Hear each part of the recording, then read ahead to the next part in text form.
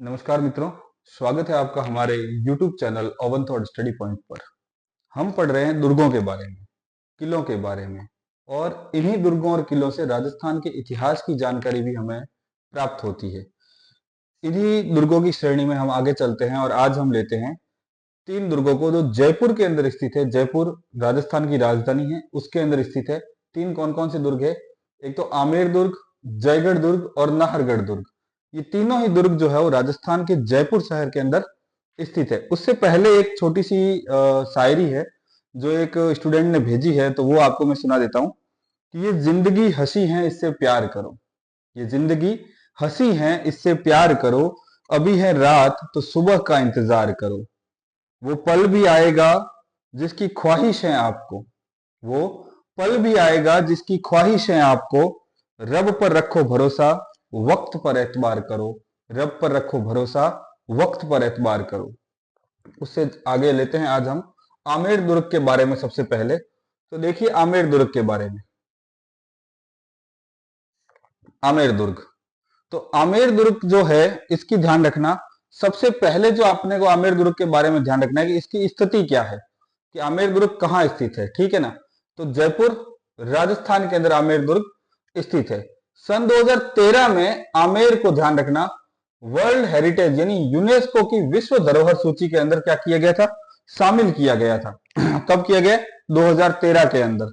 ठीक है ना?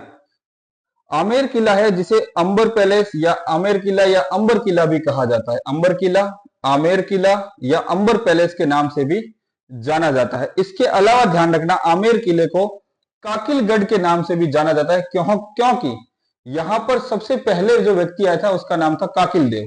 ठीक है ना? जो सबसे पहला व्यक्ति आया था उसका नाम क्या है? काकिल देव है, इसलिए इसको काकिलगढ़ के नाम से भी जाना जाता है। मान सिंह ने जो है वो इस आमेर किले का क्या करवाया है? निर्माण करवाया है। आमेर किला जो ध्यान रखना मुगल स्थापत्य शैली में बना हुआ है, क्योंकि मुगलों के साथ अच्छे संबंध रहे। ठीक है ना? भारमल, भारमल के बाद मान सिंह, इनके सारों के मुगलों के साथ में अच्छे संबंध रहे। तो किला भी किस शैली में होगा? तो मुगल स्थापत्य शैली के अंदर होगा। ठीक है ना? ये आमेर का जो किला है, ये किला कम, और आप देखो इस बनावट देखते हो ये महल ज्यादा दिखता है। तो ध्यान रखना इसको महल की तर्ज पर बनाया हुआ है, और इसके अंदर बहुत सारी भूल भुलैया है। आप एक कमरे से दूसरे कमरे, दूसरे कमरे से तीसरे कमरे, तीसरे कमरे से चौथे कमरे, ऐसे गोल गोल घूमते रहोगे तो आपको पता भी नहीं चलेगा। ठीक है ना? ऐसी भूल भुलैया इसके अंदर बनी हुई है। फटाफट स्क्रीनशॉट लीजिए, फिर चलते हैं आगे।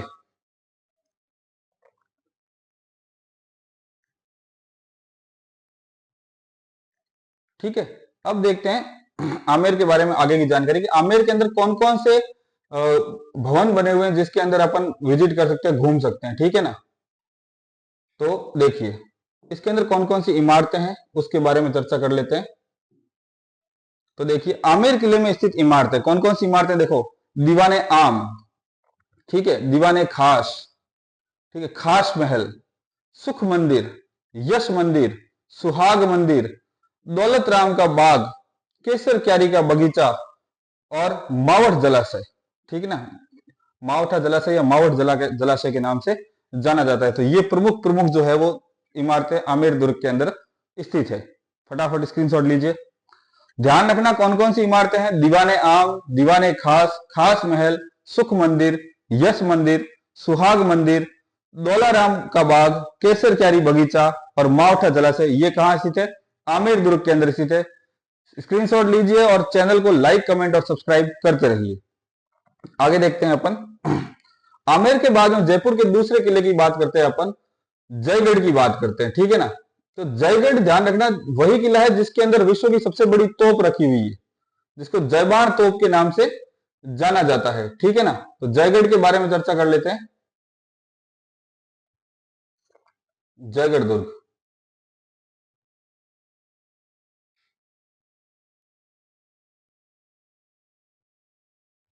तो पहले देख लेते हैं इस किले में स्थित इमारतें कौन कौन सी है। ठीक है ना? जयगढ़ किले के अंदर स्थित इमारतें कौन कौन सी है? तो देखो सबसे पहले दिया बुर्ज जो 7 मंजिल ऊपर बना हुआ है। उसके बाद इस किले के अंदर सुरंग ही सुरंग है। एक विजय गढ़ी है, यहाँ पर विजय सिंह जी जो थे उनको इस विजय गढ़ी के अंदर बंदी बना के रखा हुआ था, ध्यान रखना। तो इसका नाम क्या पड़ गया? विजय गढ़ी पड़ गया। बाद में इसको जेल खाने के रूप में भी यूज किया गया, रहने के यूज में भी यूज किया गया। पानी का टैंक। इस किले के अंदर इतना बड़ा भव्य पानी का टैंक बना हुआ है कि किले की पूरे किले की जलापूर्ति को ये देखता है। खजाना, किले ये टाके के अंदर बांधते खजाना था। हथियार कारखाना, तोप डालने के कारखाने मौजूद थे इस किले के अंदर। हथियार बनाने के, तलवारें वगैरह सारी चीजें बनाने के, उस समय के जो हथियार थे वो बनाने के सारी चीजें स्थित थी। और महत्वपूर्ण चीज सबसे जयबाण तोप, जो कि एशिया की सबसे बड़ी तोप है। इसको एक बार ही चलाया गया है। एशिया की सबसे बड़ी तोप है ये, ध्यान रखना, जयबाण तोप। ठीक है ना, ये फोटोग्राफ यहाँ पे आपको दिखाई दे रहा है। आगे अपन इसके बारे में और चर्चा करेंगे। दिया बुर्ज जो है, ध्यान रखना, ये लाइट हाउस है एक तरह से। दिया बुर्ज यानी कि लाइट हाउस बोलते हैं, ये 7 मंजिला दिया बुर्ज है। सुरंगें, इस किले में ध्यान रखना रहस्यमय किला इसको कहा जाता है, क्योंकि इस किले में बहुत सारी सुरंगें स्थित है। विजयगढ़ी, एक किले में एक स्थित कमरा है सेंटर के अंदर, ध्यान रखना, यहाँ पर राजनीतिक कैदियों को रखा जाता था। और स्टार्टिंग में ध्यान रखना, जय सिंह जिसने इस किले का निर्माण करवाया था, उनके छोटे भाई थे, ध्यान रखना, विजय सिंह। कौन थे? विजय सिंह। उनको इस किले के अंदर कैद रखा गया, इसलिए इसको क्या कहा गया? विजयगढ़ी के नाम से जाना गया। फटाफट स्क्रीनशॉट लीजिए जयगढ़ के बारे में और जयबाण तोप के बारे में प्रमुख चर्चा करते हैं। ध्यान रखना, इस किले का निर्माण सवाई जय सिंह ने करवाया है।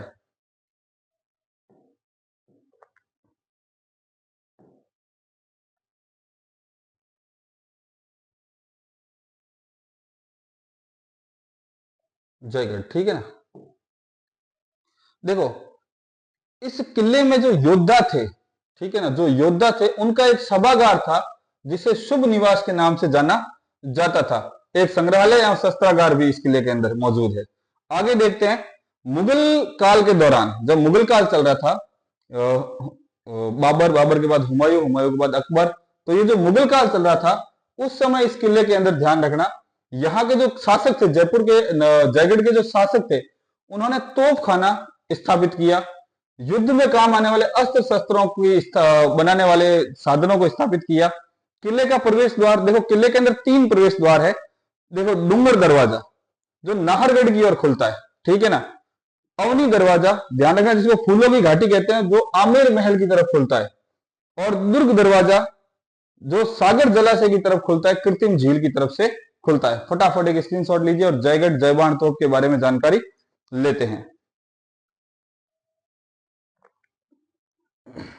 साथ ही साथ हमारे YouTube channel oven thought study point को लाइक, कमेंट और सब्सक्राइब करते रहिए। आगे लेते हैं अपन देखना, जयगढ़ में एक स्थित है तोप, उसके बारे में भी चर्चा कर लेते हैं। देखो, जयगढ़ जो जयगढ़ दुर्ग है उसके अंदर एक तोप स्थित है जिसको जयबाण तोप के नाम से जाना जाता है, जिसका जो निर्माण है महाराजा सवाई जय सिंह सेकंड ने के शासनकाल में हुआ था, जयगढ़ दुर्ग के अंदर ही, ठीक है ना। इन्होंने इस तोप का निर्माण क्यों करवाया? ध्यान रखना, रियासत की सुरक्षा के लिए, यानी अपने लोगों की सुरक्षा के लिए, अपनी जागीर, अपनी जो किला है उसकी सुरक्षा के लिए, जयपुर की सुरक्षा के लिए इस तोप का क्या करवाया गया? निर्माण करवाया गया। एशिया की सबसे लंबी तोप है, सबसे बड़ी तोप है। भले ही सुरक्षा की दृष्टि से करवाया गया हो, पर इस तोप का जो उपयोग है कभी भी किसी भी युद्ध में नहीं किया गया, ठीक है ना, कोई युद्ध में नहीं किया गया। इस तोप की अगर अपन बात करें तो ध्यान रखना, जो बैरल है इस तोप की, बैरल का मतलब ये नली, ये जो नली दिखाई दे रही है आपको, ये बैरल जो है वो 6.15 मीटर है, ठीक है, यानी कि लगभग 20.2 फीट। इसका अगर वजन बात करें तो इसका वजन है 50 टन, ठीक है ना। इसकी परिधि बात करें, बैरल की जो परिधि होती है, ये घेरा, इसकी बात करें, ये 2.2 मीटर है, ठीक है ना। और इसके पीछे की परिधि की बात करें तो 2.8 मीटर है, 2.8 मीटर यानी 9.2 फीट है। अगर व्यास की बात करें तो 11 इंच का व्यास है इस बैरल का, और 11 इंच का इसके अंदर गोला लगता था। और टिप पर बैरल की मोटाई जो है वो 8.5 इंच है। ये इतनी सारी चीजें आपको याद रखने की आवश्यकता नहीं है, ये आपको जानकारी के लिए मैं सारी चीजें बता रहा हूं। पर अपने को इतना याद रखना है कि इसका निर्माण जो है वो सवाई जय सिंह सेकंड ने 1699 से 1743 के बीच में अपने शासनकाल के दौरान करवाया। इसका किसी भी युद्ध के अंदर इस्तेमाल नहीं किया गया है। इस तोप को चलाने के लिए 100 किलो बारूद की आवश्यकता होती थी और 50 किलो वजनी गोले का इस्तेमाल होता था, ठीक है ना। इसको परीक्षण के लिए केवल एक बार चलाया गया है, ठीक है ना। और जब गोला दागा गया तब ध्यान रखना, गोला 35 किलोमीटर दूर गिरा, और जहां गिरा उस गांव का नाम था चाकसू गांव। वहां एक तालाब बन गया था, और वो तालाब आज भी चाकसू गांव के अंदर मौजूद है। फटाफट एक स्क्रीनशॉट लीजिए, फिर चलते हैं आगे।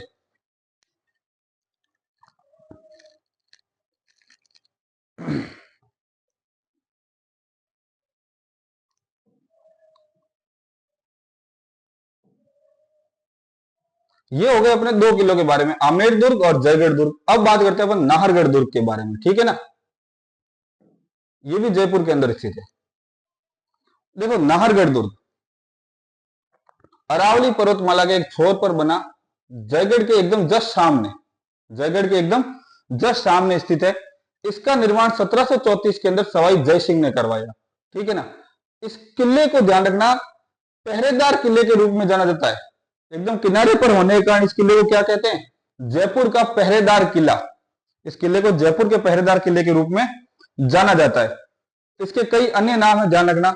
सुलक्षण दुर्ग, सुदर्शनगढ़, टाइगर किला, जयपुर ध्वजगढ़, जयपुर का मुकुट, महलों का दुर्ग, मीठड़ी का किला और नाहरगढ़ तो इसको कहते ही है।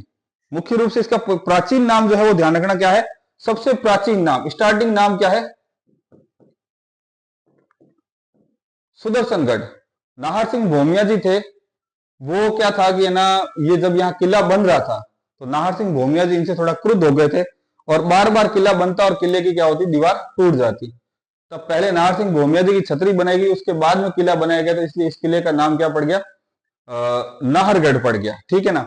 जबकि इस किले का नाम क्या रखना था? सुदर्शनगढ़ रखना था। क्यों? क्योंकि इस किले के अंदर आज भी साक्ष्य पड़ा है कि यहाँ पर सुदर्शन लिए हुए भगवान कृष्ण की, भगवान विष्णु की जो है वो मंदिर बना हुआ, इसलिए इसका नाम क्या था? सुदर्शनगढ़। आगे देखते हैं। इस किले का प्राचीन नाम सुदर्शनगढ़ है, ठीक है ना, जिसका कृष्ण का जो सुदर्शन लिए हुए वो मंदिर है अंदर भीतर विद्यमान है।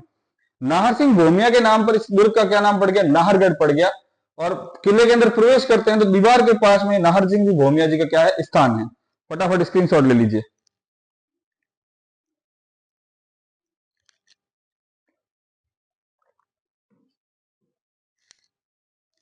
आगे देखते हैं नाहरगढ़ के बारे में।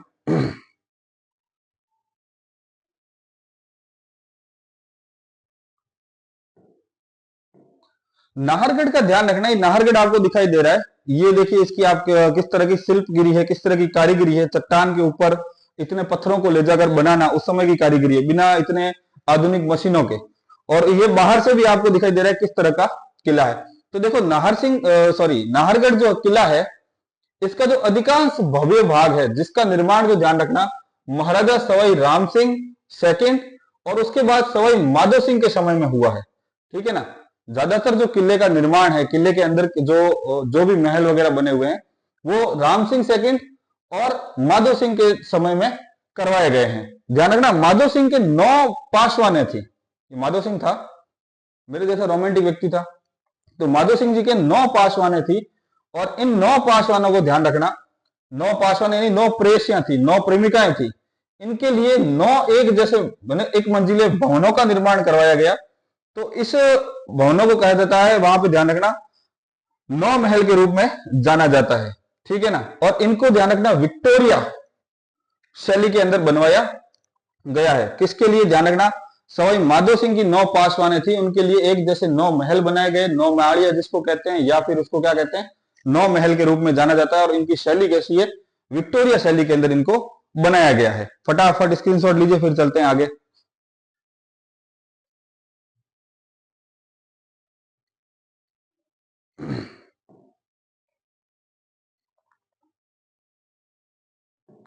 इन जो 9 महल है, इनके नाम भी अपन देख लेते हैं कि इनको किन किन नामों से जाना जाता है। उनकी 9 पासवाने थी, 9 प्रेषिया थी, उन्हीं के नाम पर है। तो देखो पहला कौन सा है? सूरज प्रकाश। सूरज नाम की पासवान थी, तो नाम पड़ गया सूरज प्रकाश। खुशहाल प्रकाश, खुशहाल नाम की पासवान थी।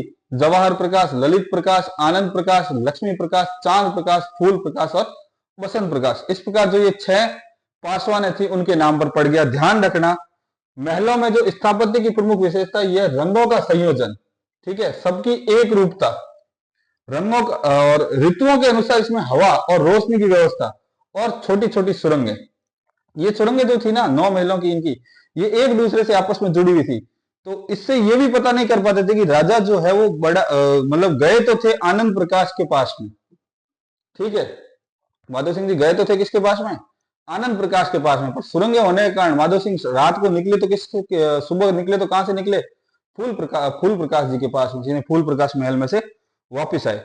किले के अन्य प्रमुख भवन कौन कौन से, देखो सुदर्शन कृष्ण कृष्ण मंदिर है, हवा मंदिर है, महाराजा माधव सिंह का अतिथि गृह है, सील खाना है। और ध्यान रखना इस किले को पूर्ण रूप से, जो वर्तमान स्वरूप है इस किले का, वो कब आया वर्तमान स्वरूप, 1867 के अंदर आया। ठीक है ना, किसने करवाया, तो ध्यान रखना सवाई जयसिंह सेकंड ने इस किले को पूर्ण वर्तमान स्वरूप दिया है। तो ये आज हमने पढ़ा 3 किलों के बारे में, आमेर दुर्ग, नाहरगढ़ दुर्ग और जयगढ़ दुर्ग के बारे में। ठीक है ना, तो इसी के साथ हमारे YouTube channel oven thought study point को लाइक, कमेंट और सब्सक्राइब करते रहिए। जितना आप साथ दोगे मैं हर छोटी जानकारी आपके साथ शेयर करने यहाँ उपस्थित हूँ। कोई प्रश्न हो तो आप हमें इंस्टाग्राम पर या हमारे टेलीग्राम पर या यूट्यूब पर भी आप लाइक, कमेंट, शेयर के साथ साथ में प्रश्न पूछ सकते हैं। तब तक धन्यवाद, पढ़ते रहिए, आगे बढ़ते रहिए और अपने जीवन में सफलताओं को प्राप्त कीजिए। Thank you.